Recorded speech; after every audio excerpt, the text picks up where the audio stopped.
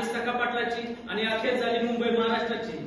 परळच्या प्रलयाची, लालबागच्या लढाईची आणि फाउंटनच्या चढाईची. झालं फाउंटनला तिथं बांधून जगाला मैदानी रंग. धार रक्ताची मर्दानी वाहिली, माझ्या जीवाची होती एकायली. माझी महिना गावावर राहिली, माझ्या जीवाची होती एकायली. ही लोकशाहीर अण्णाभाऊ साठेंची छक्कड. महाराष्ट्रात आज रमण. अण्णाभाऊंच्या लेखीत प्रामुख्याने कष्टकरी, कामगार, वंचित आणि भटक्या जमातीतील लोकांचे विषय होते.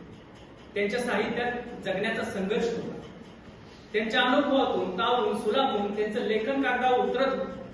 मुंबईवर अनेक कवींनी, लेखकांनी, शाहिरांनी लिहिलं, पण अण्णाभाऊंना दिसलेली मुंबई ही वेगळीच होती. ते त्यामध्ये लिहितात, मुंबई इथं उंचावरी मलबार हिल इंद्रापुरी कुबेराची वस्ती इथं सुखभोगती. म्हणजे मुंबई हे असं धनादौलतांचं शहर आहे. त्या ठिकाणी कुबेराचा वास येतो, म्हणजे पैशाचा वास येतो.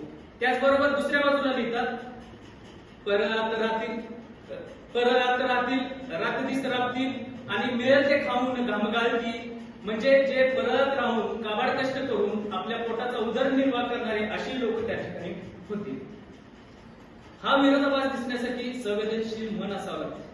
शेतकऱ्यांसाठी व आपल्यासारख्या लोकांसाठी, गावखेड्यातील लोकांसाठी ते लिहितात, दौलतीचा राजा उठून सर्जा, हात दे शेजाऱ्याला, शिवारी चला, रात दिसे राबून चाल, किती पिढ्या